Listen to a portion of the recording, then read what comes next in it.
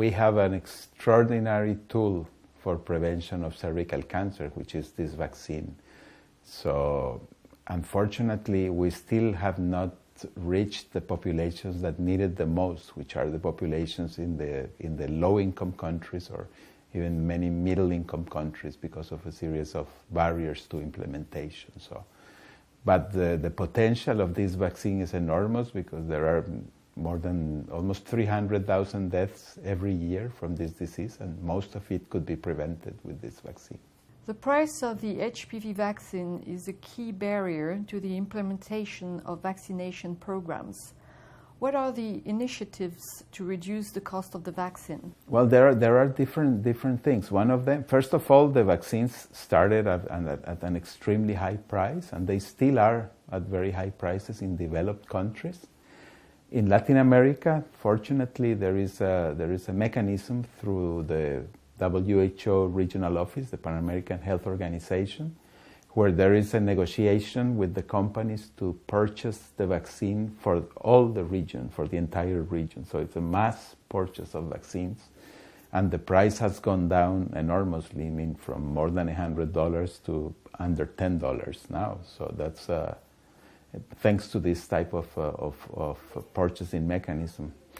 There is also, for low-income countries, there is the possibility of obtaining the vaccine from the Gavi Alliance, which is a non-governmental organization that actually provides vaccines from different sources of funding, and they provide vaccines at extremely low cost for low-income countries.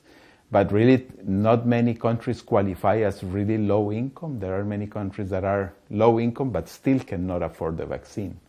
That's one of the main problems. These are countries that are not eligible to get the vaccine from Gavi, and at the same time, they don't have access to vaccine at a reasonable price. So there is different initiatives to try to make things better. Some of them include the production of vaccines in different countries.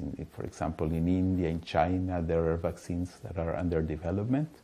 And there is also several studies that are aimed at reducing the number of doses. We already went from 3 doses to 2 doses, and there is the possibility that even 1 dose could work. How has IARC contributed to the research on HPV vaccines?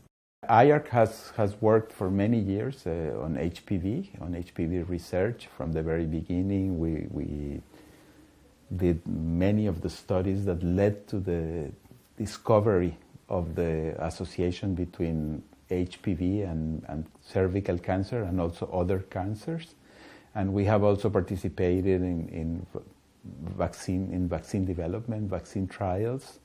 And we're also very actively participating in this evaluation of alternative dosing schedules. We have a large study in India, and we're also participating in another big study that is being planned in Costa Rica in collaboration with the National Cancer Institute of the US to evaluate the efficacy of only 1 dose.